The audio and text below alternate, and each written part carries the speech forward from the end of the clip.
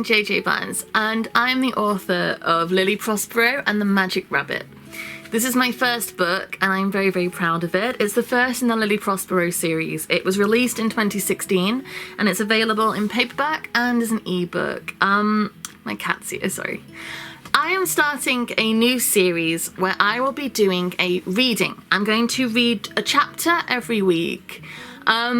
I'm hoping that it will be enjoyable for you, and it will be a way of bringing my story to more people.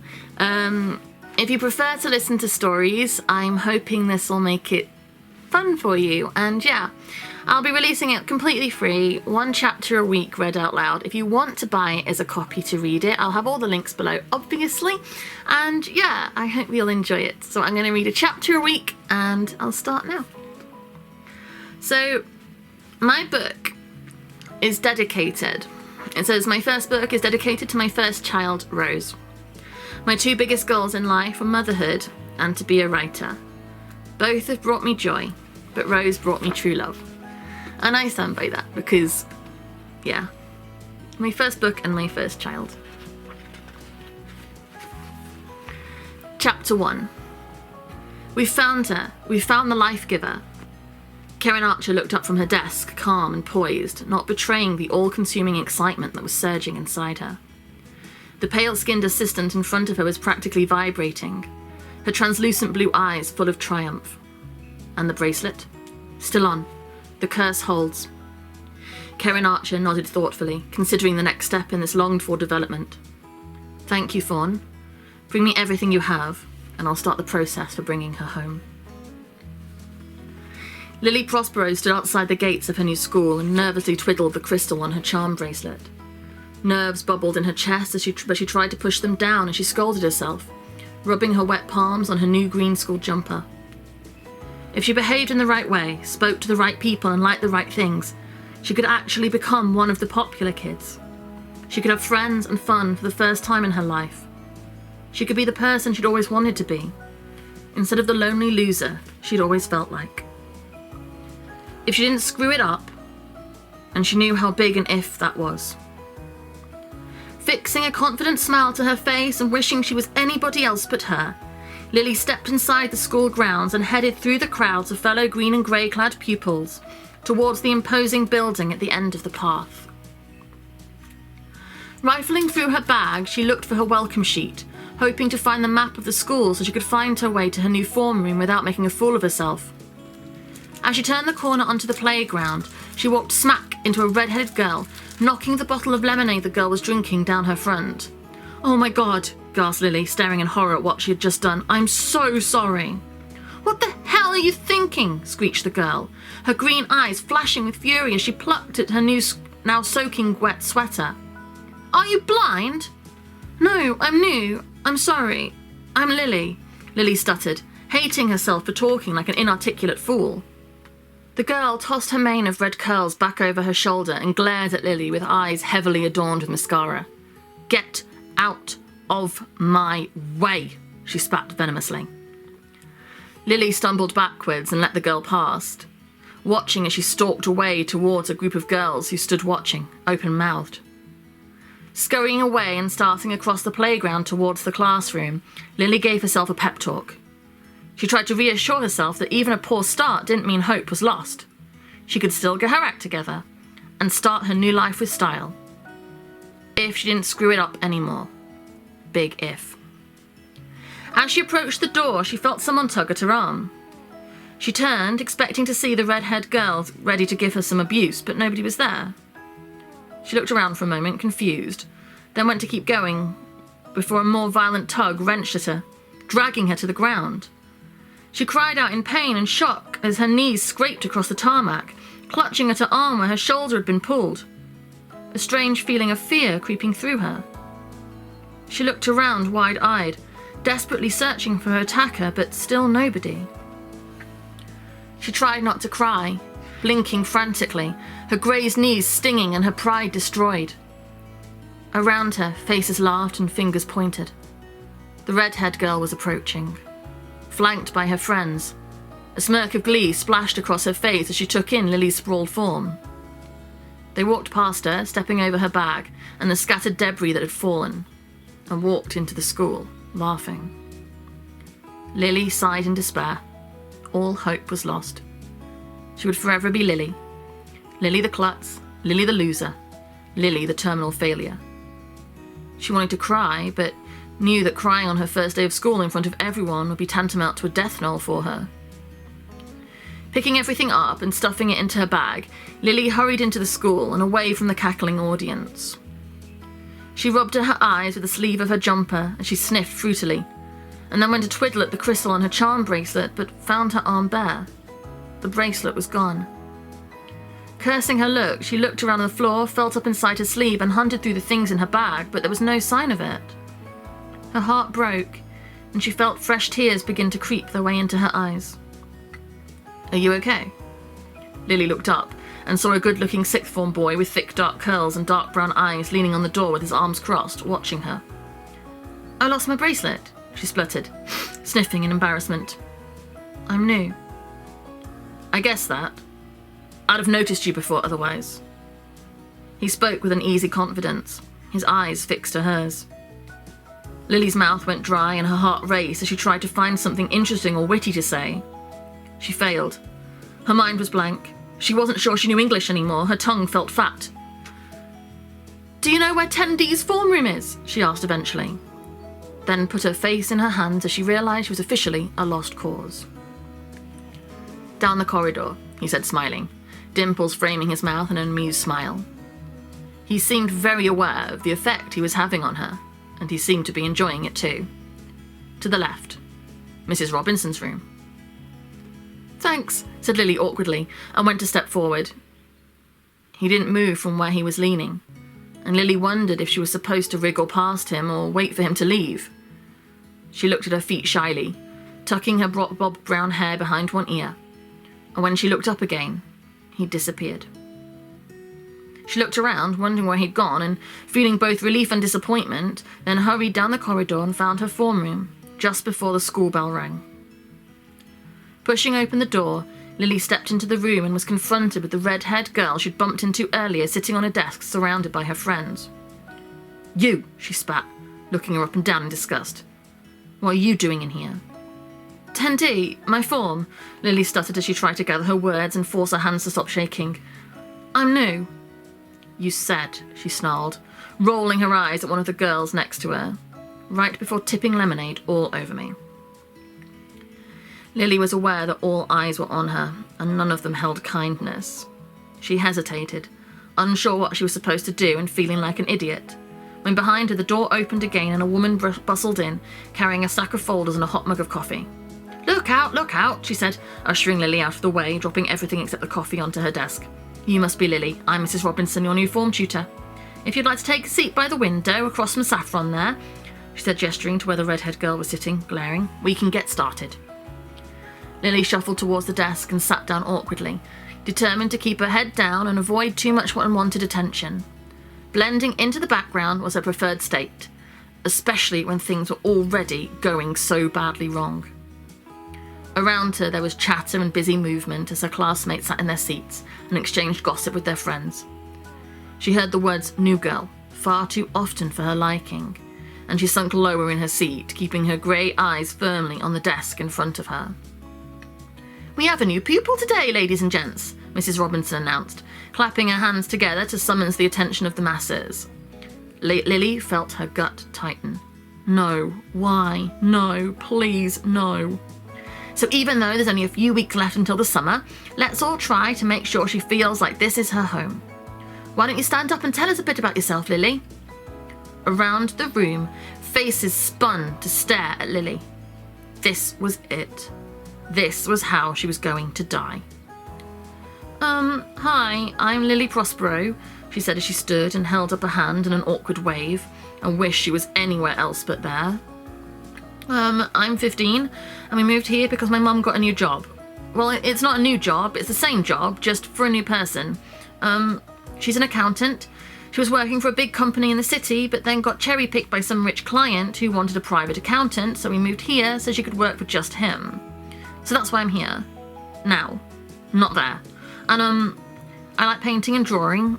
love it, really. It's my favourite thing in the world. I'm not really good at much else, to be honest. So, yeah. Hi, I'm Lily. She heard muffled chuckles around the room and quickly dropped to the seat to bury her face in her hands for the second time already that morning. How lovely, said Mrs. Robinson brightly. I'm sure everyone will make you feel very welcome, and you'll soon feel like you've always been here. Lily realised she already did. Another school, another group of people who either had no interest in her or an active dislike.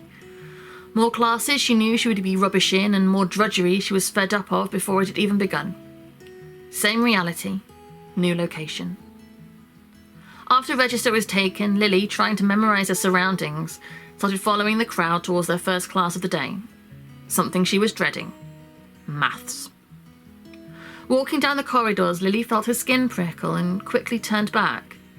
Standing in the doorway of a classroom she just passed was the curly-haired sixth former, a smile playing over his lips as he watched her intently. He flashed her a quick grin and she turned away, feeling embarrassed. He must have been smiling in a laughing way, her obvious inadequacy giving him amusement, but something about that natural assumption didn't quite fit right with her. Shyly, she looked back over her shoulder for a second look, but he had already gone. In maths, she was shown to her new seat next to a boy named Jake, who smiled at her indifferently and started chatting about football to the boy on the desk behind them. One of Saffron's friends was on the seat across from hers, and she narrowed her eyes at Lily as she sat down.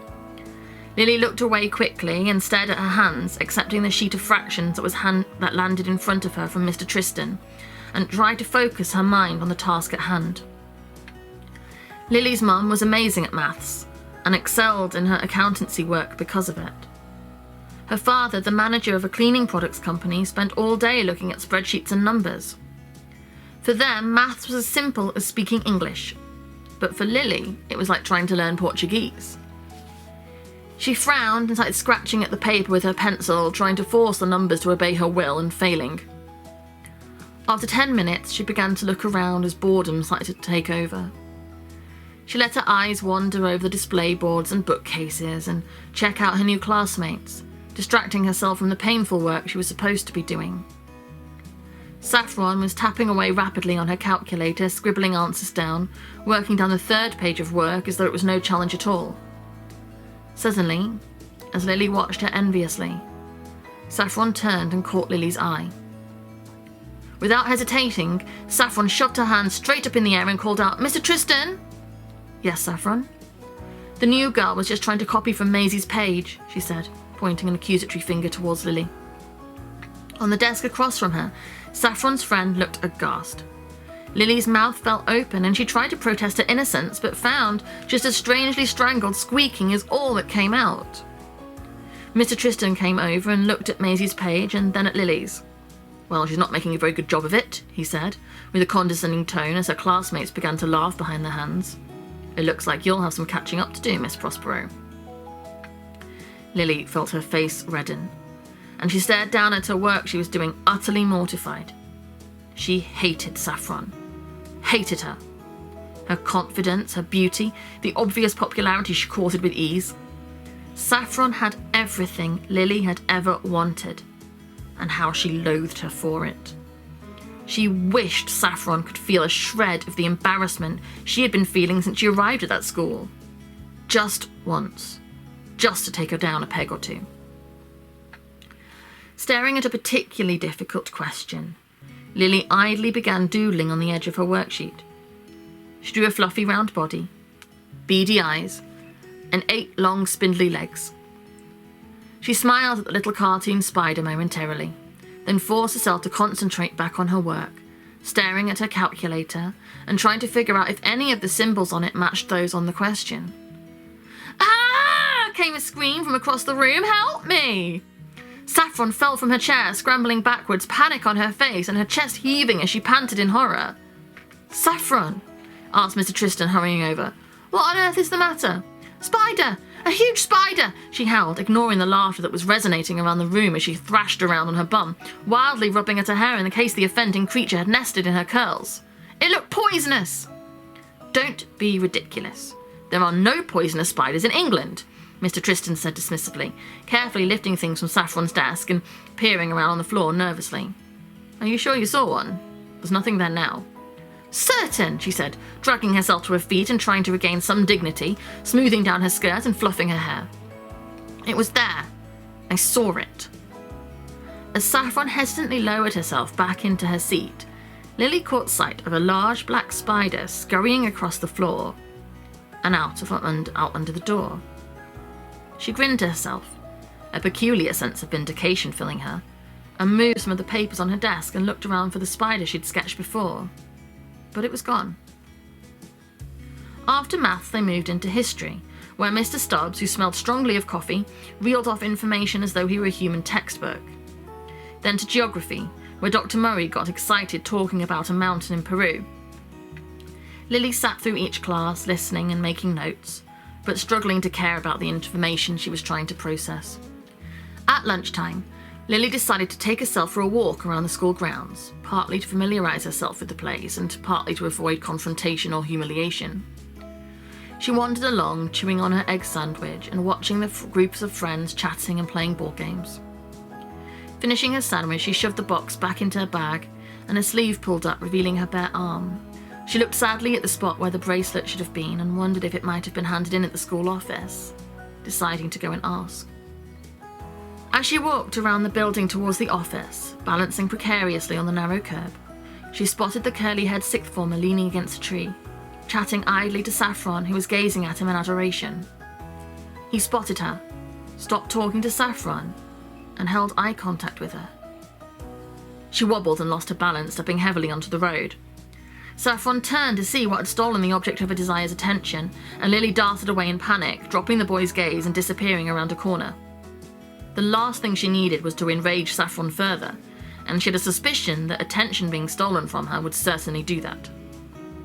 Panting, Lily hurried to the school office to inquire about her lost bracelet, but was disappointed to learn it had not been handed in.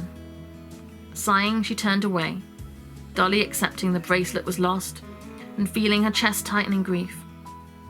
A charm bracelet, she heard a voice, and looked up to see the history teacher, Mr. Stubbs, standing nearby. Yeah, it was special, she said sadly, her fingers plucking at the cuff of her jumper, where she would have felt the bracelet sitting. I've had it since I was a baby. I see, he said, a serious look on his face. And it fell off. Lily hesitated, not wanting to tell the man about whatever had dragged at her arm moments before the bracelet went missing, knowing that jewellery-thieving poltergeist theory was not likely to improve her first day of school impression. I think so. How unlucky, he said, shaking his head, then looking at her intently, a curious expression on his face that made the hairs on Lily's neck stand on end. Well, I'll make sure to keep my eyes peeled for you, Lilly Prospero. It sounds like it was of great importance. Lily began to feel a little freaked out and nodded gratitude before hurrying away around the corner. Out of sight, she stopped and leaned against the wall of the corridor and closed her eyes for a moment. Even for Lily, things seemed to be getting weird. Entering the art room that afternoon, Lily smelled the paints, chalks and inks, took in the wash of coloured papers and fabrics, the splattered work tables and clunky sculptures, and felt herself relax for the first time that day. Being surrounded by art supplies was her natural state, and she couldn't wait to get started on the lesson, whatever it may hold. If every class could be an art class, Lily would enjoy school more than anything in the world. Lilly Prospero, called the teacher into the crowd of pupils that were swarming into his room. There you are. He approached her and held out a trunk-like tattooed arm, extending his large hairy hand towards her and gripped her own, shaking it in a remarkably gentle way. Hog, nice to meet you. Please take a seat anywhere. I'm told art is your wheelhouse, so I'm sure we'll get on just fine. She nodded and mouthed a thank you that didn't quite make it out of her mouth. She felt slightly overwhelmed by the size and volume of the enormous bald leather waistcoat-wearing man that seemed to occupy half the room just by himself. He wasn't entirely what she'd anticipated of a high school art teacher, but she liked him. Well, Miss Prospero here joins us on quite an important day, said Mr. Hogg as he held a piece of paper aloft in front of him, peering at what was written there and reading aloud. The opportunity of a lifetime has landed in our laps. Chief Executive of Adamantine Power, Karen Archer, was a pupil at our school not so long ago. AP are having a big overhaul, going green, and looking for a new logo to represent this new start. Instead of hiring a professional from this highly competitive industry, Miss Archer is running a competition for Year 10s at this very school. The winner will not only get a chance to work with Miss Archer's outstanding team over the summer, but will be paid the industry standard for their final design. He stopped reading and peered around the room proudly. Corporate jargon aside, that seems like a pretty damn good opportunity to me. Around the room, ears were pricking up. Saffron appeared to be quivering in excitement. Lily felt her heart begin to race. If she won, she might get instant access to popularity, instant respect, instant acceptance. As this is only available to Year 10s, Mr. Hogg flourished the paper and went on, you are in a very privileged position. The competition will be run in 3 stages. The first stage is open to anybody who wishes to enter and will be a landscape picture. From these entries, just 3 will be selected to move on. The second round is abstract, and 2 will progress. The third round is a portrait of a person or animal, and from those 2 pictures, a winner will be selected. It is not mandatory, but should anyone wish to enter, they can sign their names here. He held a form aloft. The landscape entry is due in on Friday. Saffron and Lily were the first 2 on their feet, and Saffron snatched the pen up before Lily had even got to the front of the room. Think you can win, do you? She laughed in Lily's face. Yes, actually, said Lily, nodding. She wasn't confident about many things in life, and was miserably aware of each and every one of her flaws. But art was her confidence, and art, she knew, could be the key to changing her life. Saffron looked taken aback by Lily's uncharacteristic display of confidence, chucked the pen back onto the desk, then stalked away to her seat. Lily picked it up and wrote in clear, solid letters, Lilly Elizabeth Prospero. For the rest of the lesson, she practiced with charcoal sticks, making notes as Mr. Hogg spoke, dreaming about landscape ideas for the competition. Something striking, something different, something that would make her stand out. When the bell rang at the end of the day, Lily shoved everything in her bag and made a break for freedom, when she noticed the curly-haired sixth former leaning against a tree watching her. She frowned. It was starting to get a little creepy. Hey, new girl, he said, catching her eye and grinning. Lily, she said, stepping forward hesitantly. My name's Lily. Alex, he said, offering her his hand, which she accepted and he shook. It was warm and soft. When he let go, she felt her skin tingling where his touch had been. Over his shoulder, she became aware of 2 girls and a boy stood staring at the 2 of them, whispering rapidly with angry looks on their faces. She frowned in confusion, certain she didn't recognize any of them and not able to figure out how she managed to piss off yet more people. So, Lily, meet me tomorrow? Asked Alex, the corner of his mouth creeping up in a funny half smile. Lily wasn't sure whether it was a request or a command. Why? She asked. It didn't make sense that a handsome sixth former would be seeking her company. Of all the girls in school, why her? It'll be worth your while, he said confidently. But, she said nervously, it felt like a trap. Or a mistake. Why her? It was weird and it made no sense at all, but she decided that even a friend as mysterious and peculiar as this one was better than no friend at all, and nodded in agreement. Okay. Where? By the field, where I saw you earlier. Lunchtime. Okay. I'll see you tomorrow. He waved, a mischievous look on his face. Then he turned and winked at the 3 who were watching them from behind him, and walked away. As Lily went to leave too, she felt a burning on the back of her neck as 3 pairs of eyes watched her leave.